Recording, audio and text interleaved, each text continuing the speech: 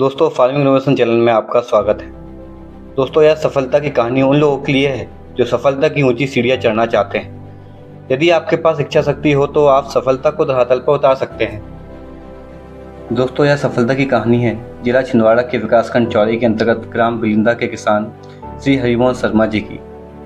दोस्तों, स्नातक करने के बाद शर्मा जी ने रोजगार के लिए प्रयास किए, लेकिन उन्हें समझ आया कि दूसरों के अधीन काम करना मेरे लिए ठीक नहीं होगा। उन्होंने 5 एकड़ जमीन में खेती करने का विचार बनाया। प्रारंभिक समय में शर्मा जी ने क्षेत्रीय किसानों की तरह गेहूं व मक्के की खेती करना प्रारंभ किया, जिससे वह 40 से 50 हज़ार रुपये प्रति वर्ष कमा रहे। लेकिन दोस्तों, कुछ नया करने की इच्छा आपको लोगों से अलग बनाती है। शर्मा जी भी कुछ अलग करना चाहते थे।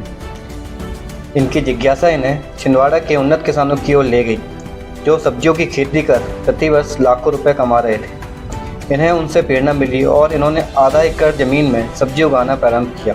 इन्होंने पाया कि इन्हें गेहूं व मक्के की अपेक्षा सब्जी उगाने में अधिक लाभ प्राप्त हो रहा है।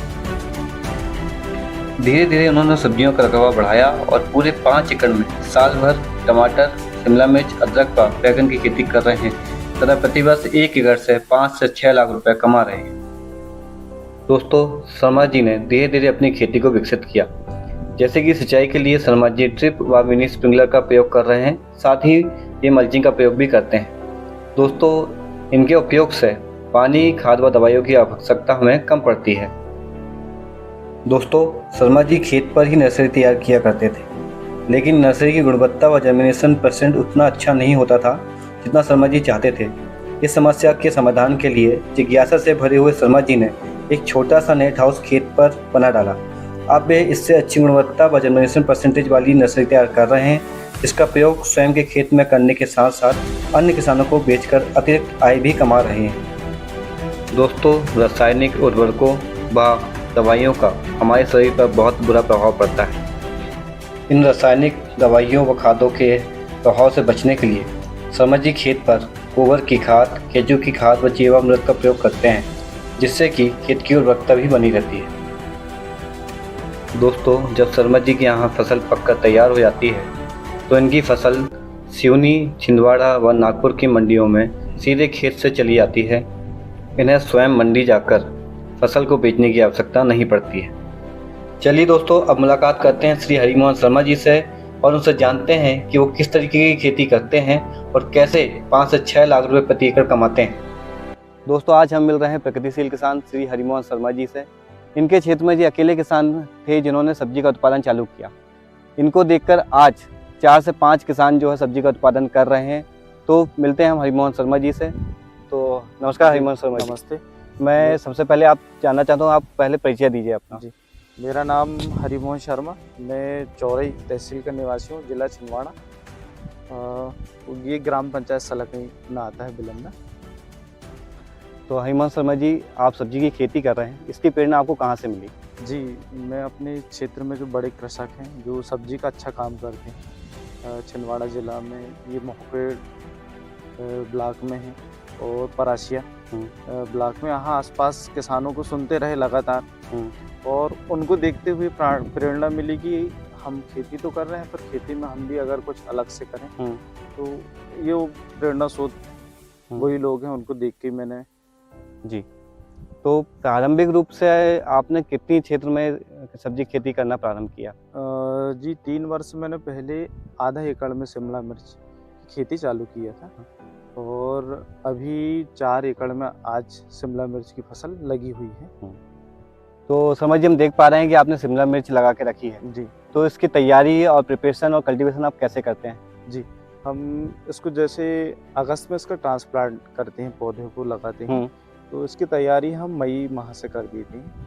हमारे यहाँ मिट्टी अधिक होने के कारण मई में हम जुताई करके बेड बना के मल्चिंग डाल के ड्रिप डालकर ज़मीन तैयार कर लेते हैं। जी, और जुलाई माह में हम रोपा के लिए नर्सरी तैयार करते हैं। जी, और नर्सरी हम घर पे तैयार करते हैं। नर्सरी तैयार के बाद में अगस्त फर्स्ट में 10 अगस्त तक हम इसका ट्रांसप्लांट खेत में कर देते हैं। जी, और इसके 50 दिन बाद ये शिमला मिर्च की शुरुआत हो जाती है। जी, तो इसके लिए आप क्या क्या खाद देते हैं? जब हम बेड बनाते हैं उस समय डीएपी प्रति एकड़ 2 बोरी डीएपी, 1 बोरी पोटास, 4 बैग सुपर फास्फेट, एक माइक्रो न्यूट्रिएंट्स में मल्टीप्लायर का अच्छा। यूज़ करते हैं जो मिट्टी की ताकत को बढ़ाता है, जिंक, ये डाल के हम बेड को तैयार कर लिए। शर्मा जी, हमने सुन रखा है कि सब्जी की खेती में बहुत सारी समस्याएं आती हैं, जी, तो आपको इसमें क्या क्या समस्याएं आई थी?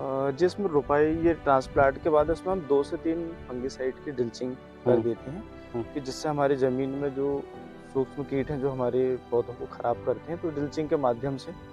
और उसके बाद इसमें वायरस और थ्रिप्स जी। शिमला मिर्च में ये 2 बहुत बड़ी बीमारी है। इसके निदान के लिए लगातार 8 से 10वें दिन में स्प्रे इसका लेना पड़ता है, फंगिसाइड। और फंगिसाइड में आप क्या यूज़ करते हैं? फंगिसाइड में ये मैनकोजेब इसमें ज़्यादा चलाते हैं, और ये फिर उसके बाद परिस्थितियों के हिसाब से जी कापर है। तो इसकी तुड़ाई कब करते हैं आप? तुड़ाई तो ये 50 दिन के बाद चालू हो जाती है शिमला मिर्च की, ट्रांसप्लांट के बाद में। और 1 महीने में 3 से 4 तुड़ाई इसकी हो जाती है। अच्छा, तो आप अभी तक कितनी तुड़ाई कर चुके हैं इसकी? ये अभी तक इसकी लगभग 17 से 18 तुड़ाई अच्छा हो चुकी है। और कितनी तुड़ाई और करनी बाकी है? अभी इसमें लगभग 4 से 5 तुड़ाई इसकी अच्छा हो जाएगी। तो ये जैसे तुड़ाई के बाद आप उसको कहाँ बेचते हैं? यहाँ नज़दीक में सिवनी मंडी है, वहाँ भी माल जाता है, छिंदवाड़ा मंडी भी जाता है, और रेट अच्छा होने पे सीधा नागपुर के लिए भी, नागपुर मंडी भी माल जाता है। शर्मा जी, हम देख रहे हैं कि आपके खेत में ड्रिप लगी हुई है, मल्चिंग लगी हुई है जी। तो ड्रिप और मल्चिंग से क्या फ़ायदे हैं? जी, ड्रिप से हमारे पौधों को पानी मिलता है, और जितनी आवश्यकता होती है उतनी मात्रा में पौधों के पास में पानी मिल जाता है। और मल्चिंग से ये खरपतवार नाशक के लिए, और हमारे ज़मीन का जो बैलेंस है, पानी पे हम जो माइक्रो न्यूट्रिएंट्स खाद देते हैं तो वो उसी के अंदर होती है, इसलिए ये सरलता हो जाती है ड्रिप से और मल्चिंग से।